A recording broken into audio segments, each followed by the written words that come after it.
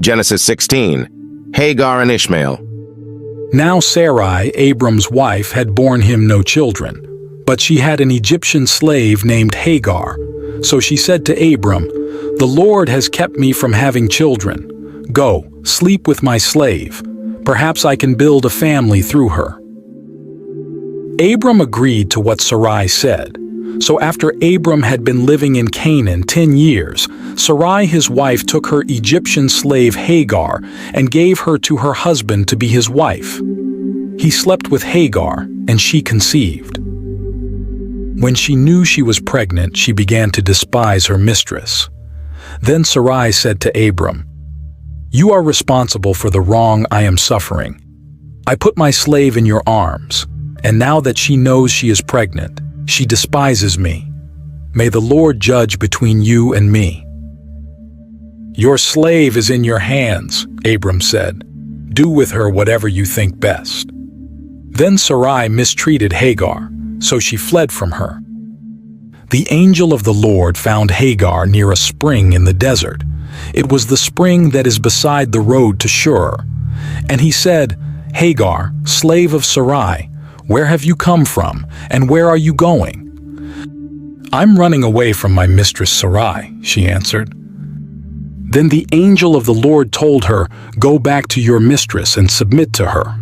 The angel added, "I will increase your descendants so much that they will be too numerous to count." The angel of the Lord also said to her, "You are now pregnant, and you will give birth to a son. You shall name him Ishmael, for the Lord has heard of your misery. He will be a wild donkey of a man. His hand will be against everyone, and everyone's hand against him. And he will live in hostility toward all his brothers." She gave this name to the Lord who spoke to her. "You are the God who sees me." For she said, "I have now seen the one who sees me." That is why the well was called Bir Lahai Roi. It is still there, between Kadesh and Bered. So Hagar bore Abram a son, and Abram gave the name Ishmael to the son she had born. Abram was 86 years old when Hagar bore him Ishmael. Genesis 17. The Covenant of Circumcision. When Abram was 99 years old, the Lord appeared to him and said, "I am God Almighty. Walk before me faithfully and be blameless. Then I will make my covenant between me and you and will greatly increase your numbers." Abram fell face down, and God said to him, "As for me, this is my covenant with you. You will be the father of many nations. No longer will you be called Abram.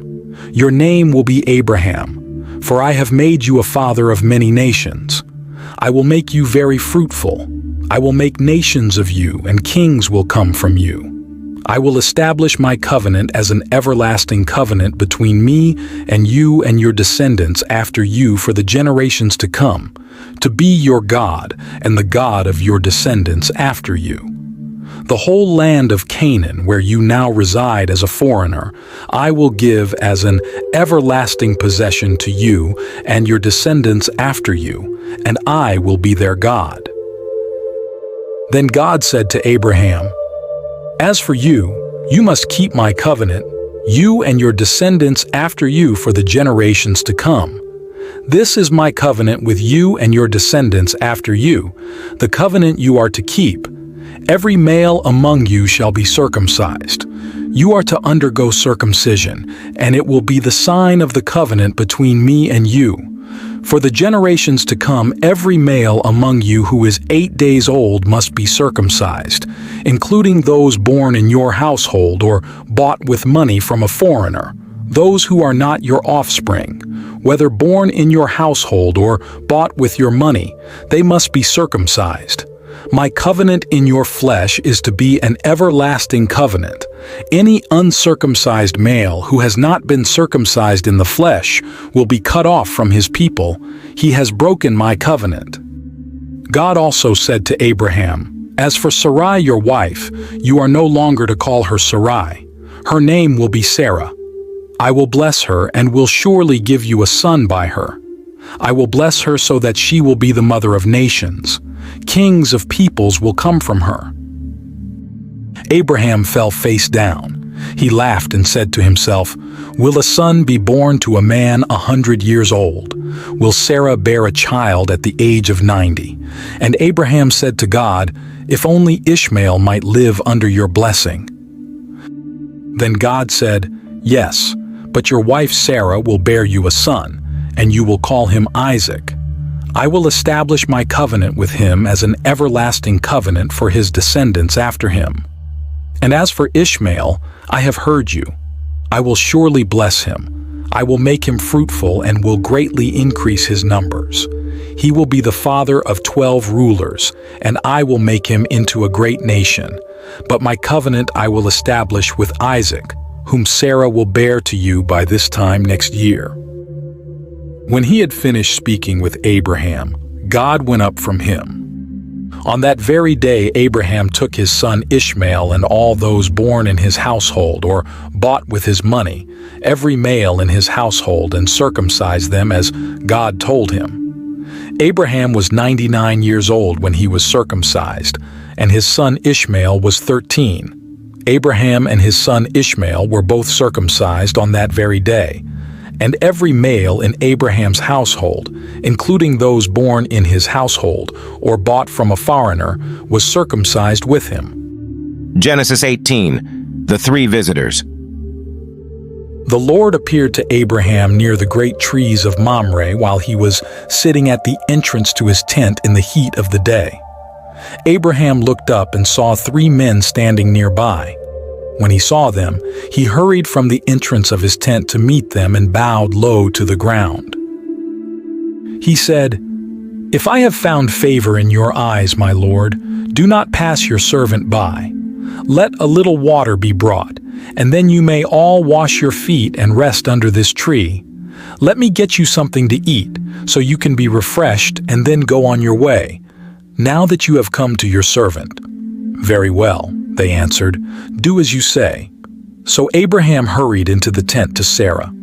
"Quick," he said, "get 3 seahs of the finest flour and knead it and bake some bread." Then he ran to the herd and selected a choice, tender calf and gave it to a servant who hurried to prepare it. He then brought some curds and milk and the calf that had been prepared and set these before them. While they ate, he stood near them under a tree.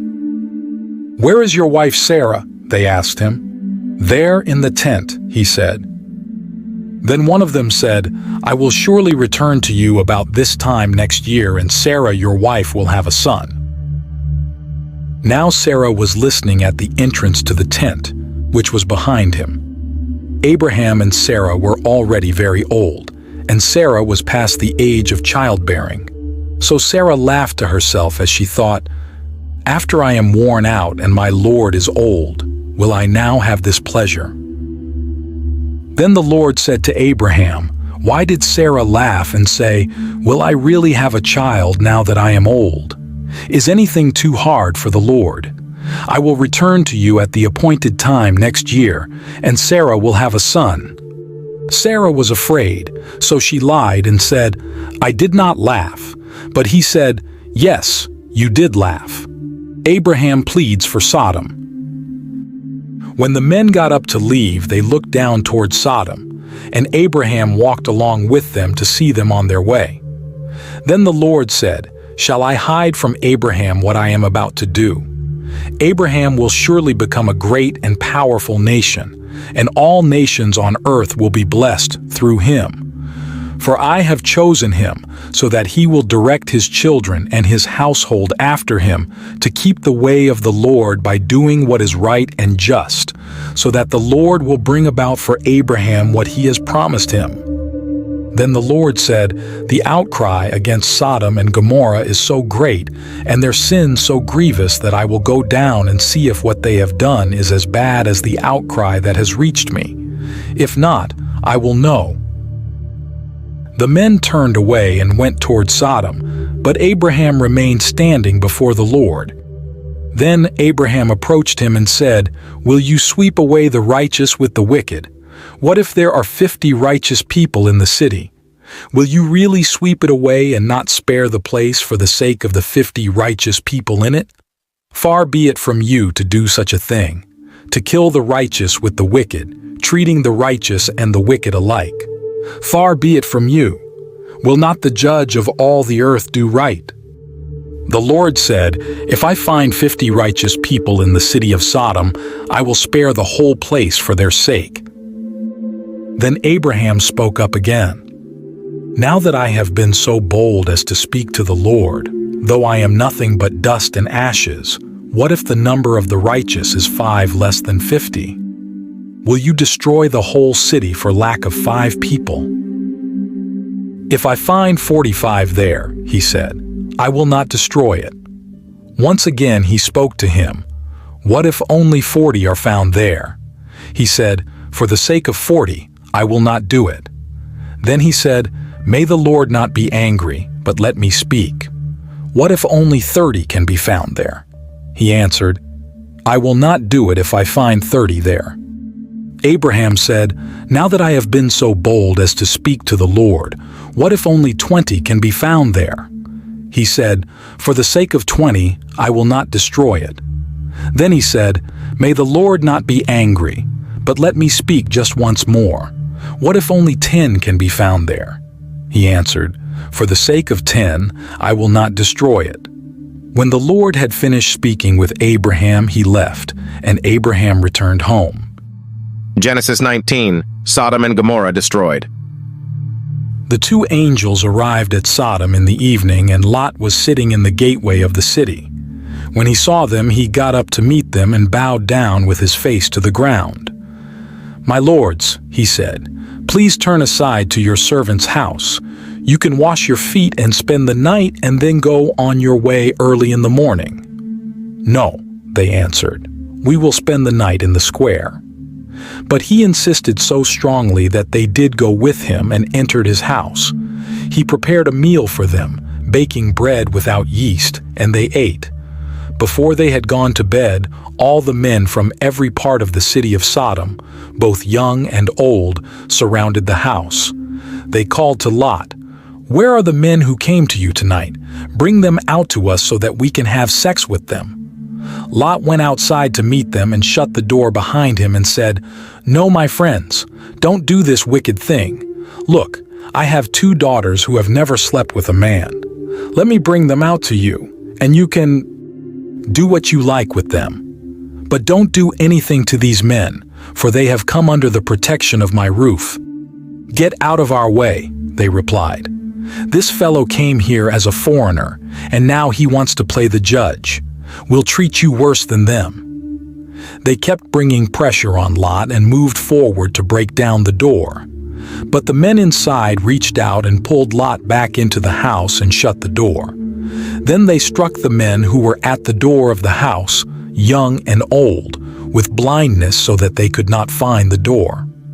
The 2 men said to Lot, do you have anyone else here, sons-in-law, sons or daughters, or anyone else in the city who belongs to you? Get them out of here, because we are going to destroy this place. The outcry to the Lord against its people is so great that he has sent us to destroy it. So Lot went out and spoke to his sons-in-law who were pledged to marry his daughters. He said, hurry and get out of this place, because the Lord is about to destroy the city. But his sons-in-law thought he was joking. With the coming of dawn, the angels urged Lot, saying, hurry, take your wife and your 2 daughters who are here, or you will be swept away when the city is punished. When he hesitated, the men grasped his hand and the hands of his wife and of his 2 daughters and led them safely out of the city, for the Lord was merciful to them. As soon as they had brought them out, one of them said, flee for your lives. Don't look back, and don't stop anywhere in the plain. Flee to the mountains, or you will be swept away. But Lot said to them, no, my lords, please. Your servant has found favor in your eyes, and you have shown great kindness to me in sparing my life. But I can't flee to the mountains. This disaster will overtake me, and I'll die. Look, here is a town near enough to run to, and it is small. Let me flee to it. It is very small, isn't it? then my life will be spared." He said to him, "Very well, I will grant this request too. I will not overthrow the town you speak of, but flee there quickly, because I cannot do anything until you reach it." That is why the town was called Zoar. By the time Lot reached Zoar, the sun had risen over the land. Then the Lord rained down burning sulfur on Sodom and Gomorrah, from the Lord out of the heavens. Thus he overthrew those cities and the entire plain, destroying all those living in the cities, and also the vegetation in the land. But Lot's wife looked back, and she became a pillar of salt. Early the next morning, Abraham got up and returned to the place where he had stood before the Lord. He looked down toward Sodom and Gomorrah, toward all the land of the plain, and he saw dense smoke rising from the land, like smoke from a furnace. So when God destroyed the cities of the plain, he remembered Abraham, and he brought Lot out of the catastrophe that overthrew the cities where Lot had lived. Lot and his daughters. Lot and his 2 daughters left Zoar and settled in the mountains, for he was afraid to stay in Zoar. He and his 2 daughters lived in a cave. One day the older daughter said to the younger, "Our father is old, and there is no man around here to give us children, as is the custom all over the earth. Let's get our father to drink wine and then sleep with him and preserve our family line through our father." That night they got their father to drink wine, and the older daughter went in and slept with him. He was not aware of it when she lay down or when she got up. The next day the older daughter said to the younger, "Last night I slept with my father. Let's get him to drink wine again tonight, and you go in and sleep with him so we can preserve our family line through our father." So they got their father to drink wine that night also, and the younger daughter went in and slept with him. Again, he was not aware of it when she lay down or when she got up. So both of Lot's daughters became pregnant by their father. The older daughter had a son, and she named him Moab. He is the father of the Moabites of today. The younger daughter also had a son, and she named him Ben-Ami. He is the father of the Ammonites of today.